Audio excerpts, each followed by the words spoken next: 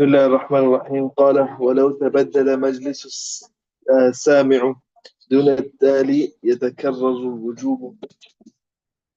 Bismillah ar-Rahman ar-Rahim. The last thing we discuss here is that when a person change, if you are sitting in the same place, right, and you recite the same verse several times, then only one sajda becomes wajib.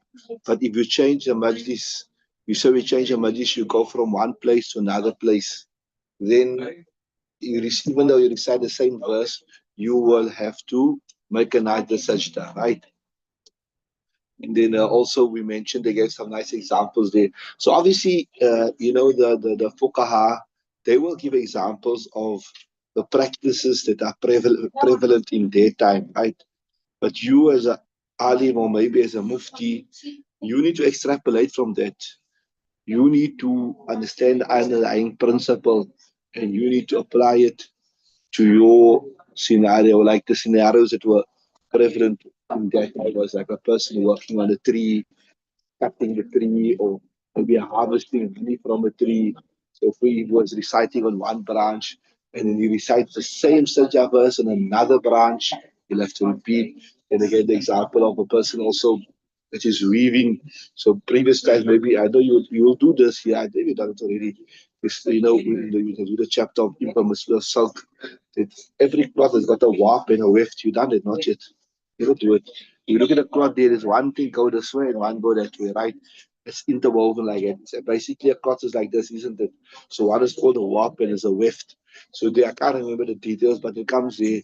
Like if the warp is silk and the weft is not silk and it's permissible, I can't remember what it is. But it was hand woven in previous times. So if you are moving around, like, so you recite the same verse there, and you came to the other side of the table, and you recite the same verse, then it's considered to be a different majlis. And also we done about وَكَذَلِكَ فِي الدِّيَاسَةِ لِلْإِحْتِيَاطِ. Diyasa is like where they crush the wheat. So a person is walking with the buffalo, and obviously in those times there was no mechanical mills and all that type of thing. So they're crushing the wheat, etc., etc. So you on one side you recited the verse, and then you move to another side and you recited the verse. Then obviously you will. Then obviously you will. No, the stem. What is a sheikh? This is Imam confirmation. The local people, they are applying from science lab. So you will then consider to it a front machi. So that was the crux, the end of the last lesson. Now the new lesson is quite interesting. One is if you are listening to somebody, recite. One is the tali, which means the qari, he changes, but the sami, the person listen, doesn't change. Or the other way around, the sami changes, but the tali doesn't change. You understand what I'm saying? So hypothetically, like for example, I'm reading or you're reading and we're sitting here, right? So you continue, you learn the same verse, you're going over and over. So I sat here by you, I heard the verse one time, then I went out and I came back. Or I went and I sat on that side there. But from that side there, I could still hear the verse. So my majlis changed, me the Sami, my majlis changed. Or I was sitting here and you were reciting the verse, you went out, you came back, or you moved from one side to the other side, right? So that's what we're discussing today. We see Bismillah ar-Rahman ar-Rahim. ولو تبدل مجلس السامع, if the sitting place of the listener changed, do the tali, not the reciter. So it means I got up and I moved to the other end, right? Or I went and I came back, not the tali. يتكرر الوجوب على السامع. So you, the person who has been reciting, you will still only recite one, you will only have to make one sajda because your majlis never change. Your majlis never change. But me, my majlis change, so I will have to write. Why?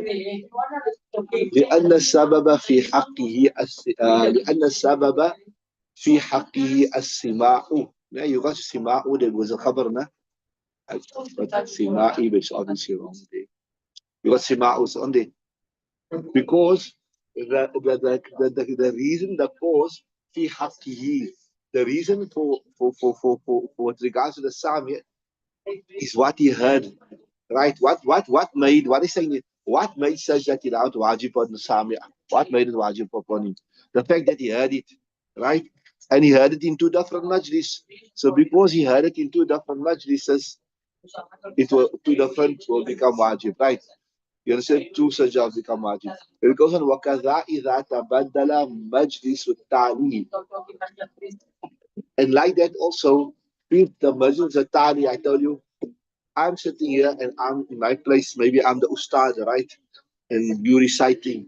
So you recited there that verse of Sajda several times, and you went to the bathroom and you came back and you recited again. There's one thing, or maybe you moved from one end and you went outside the here and put you out there, you're not learning, you're staying outside there.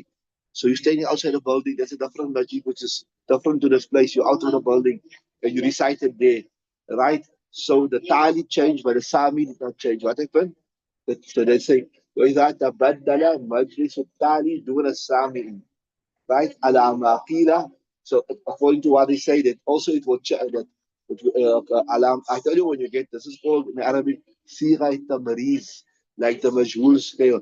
So according to what they say, that another sajda will become wajib. But والأصح أنه لا يتكرر الوجوب على السامع. But the correct opinion is the wujub will not increase. والأصح أن لا يتكرر الوجوب على السامي upon the listener لما أقوله what you explained earlier, which look like you are the Sami and the thing that makes it wajib upon you is hearing it, and you in the same place you heard the sajda tilawat in the same place, so that's supposed to become wajib upon you again, right? Okay, read the next one. يجب تلاوته قال ومن You أراد got the heading there also. كيفية. Okay, I don't have a heading yet.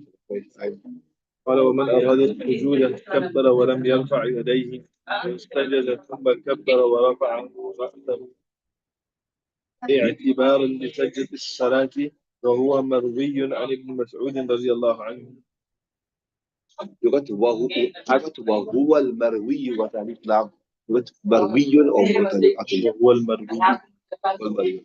Right. So yeah, they give you explain you how do you make the sajda. Some people they're under the misconception that you have to, like if you make a sajda, you have to stand up. And some people even think, maybe I don't know, I'm not sure. Maybe they got it from the other madhabs or whatever. Maybe I don't know. But I remember there was one guy when we were in Madrasa. When he got such an come, he stand up, he raise his hands, he make Rafaya Dain, and he goes down and he makes the sajda. All of that is not necessary according to the other Hanafi madhab. I can't speak for the other madhab. We can check in that book there of Sheikh Wahaba Swahili. But for the Hanafi madhab, all you have to do is if you are in a sitting position, you just make the takbir, you go down, you make the sajda, and you come back up. You don't need to stand up, make Rafaya Dain. You don't have to make sajda sawa after it, nothing. See, Bismillah ar-Rahman ar-Rahim. وَمَنْ أَرَادَ السُّجُودَ, and whoever intends to make sajda, right? وَكَبَّرَ, you make takbir. وَلَمْ يَرْفَعْ يَدَيْهِ, you don't have to make Rafaya Dain. You don't have to raise his hands. وَلَمْ يَرْفَعْ. وَسَجَدَ, you make sajda. So just another thing that comes to my mind while we're discussing here now. See, the sajda is wajib al-tarahi. Wujub al-tarahi means it's wajib upon you, but you don't have to do it immediately. You can do it at a later stage. But it's better to do it immediately. If you know, when you're reciting here, if you like, especially you do your own personal tilawah, like the ladies by the house, etc., they're reciting in the Ramadan, etc., etc., do that sajda immediately. I mean, myself, I must practice on this myself because I think I got hundreds of sajdas I still have to make, maybe thousands of sajdas. I'm but lackadaisical in that. But the best thing is, you will sajda immediately somebody. If you're reading here and like there's nothing stopping you from doing the sajda, do the sajda same time. You know it's done. So you something happened to you, you die, you get sick. Now you get sick and you're going to hospital or whatever you worry. Because remember the sajda in the Hanafi madhab is wajib, ne? And you believe out the wajib, you get the sin, right? So now you worry, hey, I got so many sajdas, this, that, now. So it's like a qarz on your head. So You can do it somewhere immediately, especially like I said, you like the ladies reading by the house, sitting on their place. Do it one time, or man, even do it one time, finish. Otherwise, if you got a lot of searches to do, like me, I think maybe a couple of thousand. Try, after every salah, maybe when you finish your sunnahs, try to do 5, 10, 5, 10, 5, 10 at a time. You understand what I'm saying? Because it's so he's saying you don't have to stand up, right? All you just do go sajda, right? All you do is wasajada, thumma kabbara, wa rafa ra'sahu, you raise your head, i'tibaran بسجدة الصلاة, same like how you have to do the sajda salah. والمروي عن ابن مسعود, and it is narrated from Ibn Mas'ud. And remember, I told you before, if you look at Hanafi madhab, well, it's ikhtilaf among the Sahaba Ikram. Mostly we take who? Hanafis take Ibn Mas'ud and Ibn Umar. Most of our masail comes from them, right? Because there's a lot of fazail for Ibn Mas'ud, right? So this is wal marwi an Ibn Mas'ud. So wala tashahud alayhi, you don't have to make any tashahud, wala salama, and you don't have to make salam. Now in the next ibadah, they tell you why you don't have to make a salam. لأن ذلك للتحلل وهو يستدعي سبق التحريمة وهو منعدمة. Okay, let me explain you first what I think. They say, when do you have to make salam? Look here, there's a hadith that says that the hadith goes like this, uh, تحريم التكبير وتحليل السلام. I think the hadith goes like it, أو كما قال عليه السلام, that the thing that enters you into salam, it makes haram, eating, talking, copulation, whatever, is when you make the takbir.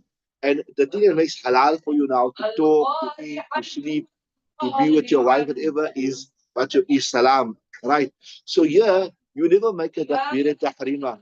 There was no takbir tahrima. So so you never enter into a state of tahrim. So if you never enter into a state of tahrim, why do you have to make salam? You understand what I'm saying? That's what I'm saying. See, لأن ذلك للتحلل, يعني السلام. So they give you a reason why you don't have to make salam. Like لأن ذلك للتحلل. The salam is to make yourself halal after what you call was haram, after talking was haram, right? And when does it become haram? وهو يستدعي سبق التحريمة. If there was a tahrim before, that demands the preceding of a tahrima, right? You got وهو يستدعي سبق or سبق, what you got there? Yeah, that makes more sense. I was thinking that makes sense. Yeah, change. And that demand is maf'ul, right? So in order for you to be haram, you need a what? A tahrima. And there was no tahrima here. So why do you need to do that, right? Make salam. وهو منعدمة. It is non-existent, right? Okay, read the next. قال ويكره أن يقرأ السورة في صلاة أو غيرها ويدع آية الحجة لأنه يشبه استنكافة عنها. Yeah, interesting masla here is saying that whether you're reading in salat or you're reading out of salat, you're reading like your normal qiraat, you read the whole surah, but when you come to the verse of sajda, you don't recite it because you don't want sajda to become wajib upon you. That's makruh. ويكره, it is makruh.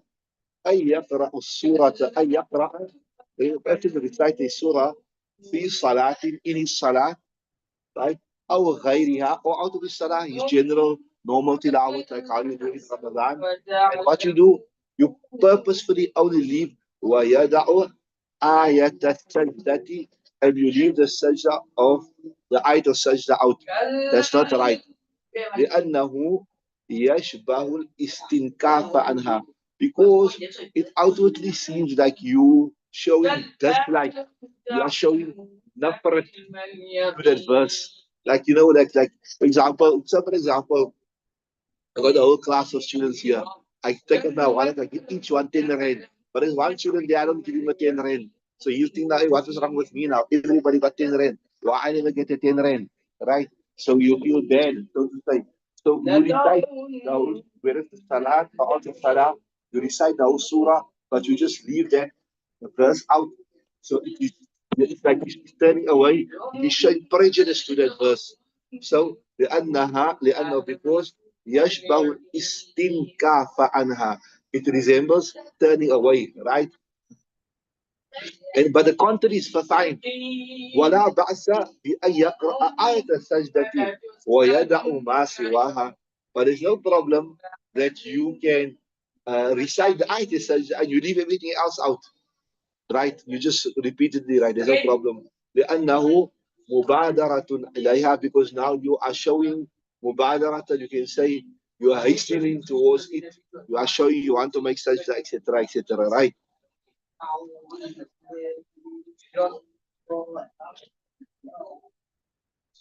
Let's check that one here.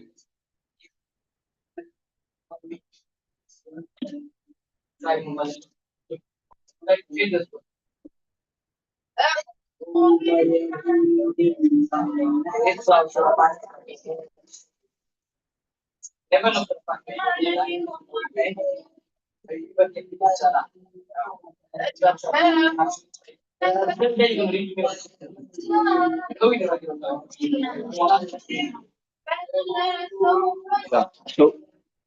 So they say here, if you only reading the verse of Sajda, then it's no problem, because like like 30 ARAs. Although some ulama say that you shouldn't do that also, that you shouldn't give preference or show that you're giving preference to one verse or another verse. Carry on.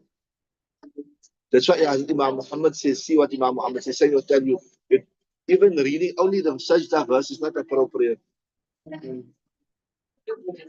قال محمد رحمه الله: وأحب إلي أن يقرأ قبلها آية أو آيتين دفعا لتوهم تفضيله. Yeah. So it's like, as Imam Muhammad says, أحب إلي, is more beloved to me.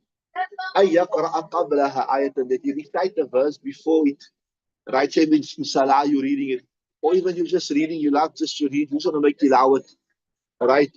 You recite a verse before the ayat al-sajda, ayatan qablaha, أو آيتين. Why? دفعا لوهم التفضيل, to repel the false nation of giving preference to one verse or the other, because all verses are the same. They all require the same amount of reverence. They all require the same amount of respect. They are all equal in the sight of Allah Ta'ala. They are all the kalam of Allah Subhanahu wa Ta'ala. So to avoid showing that you're giving preference to one to the other, that's why even if you only want to recite the ayat al-sajda, then recite before it one, two verses and recite after it, right? Carry on.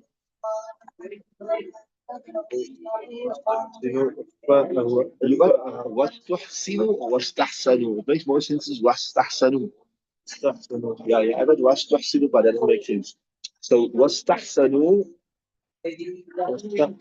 إخفاءها شفقة على السامعين. So what is saying here is that if I'm reading Quran here, right, and there's a whole lot of people sitting there, and I come to a sajda verse, then the ulama has liked it. I rather read them fast. Especially the sajda verse, I read it softly. Why unnecessarily read it loud and make it necessary upon them? They might do it, they might not do it, they might be lazy, they'll forget or whatever. So shafaqatan means to avoid making something upon them compulsory, unnecessary. So when you come to a sajda verse, read it softly, especially when there's other people around you, to avoid making necessary. So what's tahsanu, ulama is considered it good, nice. You consider it, what you say, shovel, that ikhfa'aha, to make it silent, shafaqatan, out of mercy and compassion, ala sami'ina, upon the listeners, so that you don't unnecessarily be the cause of something becoming compulsory upon them, which they're gonna, they might do it, they might not do it. Allah alam, Allah Ta'ala knows best. Okay, so Alhamdulillah, with the praise of Allah Ta'ala, so that brings us to the end of this chapter of Sajda Tilawah. Allah Ta'ala give us the ability to practice. Allah Ta'ala give us the ability to convey. Allah Ta'ala show us the reward of this on our mizan on the day of Qiyamah. Allah Ta'ala make it a means of my shifa, make it a means of shifa of everybody else that is ill. Allah Ta'ala accept. So tomorrow is Wednesday now. So we start another very, very important chapter tomorrow. So Babu Salati al-Musafiri, the chapter of a Musafir. When you go on a Shari'i journey, then there's some type of concession with regards to the amount of rakats that we will discuss. Allah Ta'ala accept, inshallah. Allah Ta'ala give us life and spare us the way.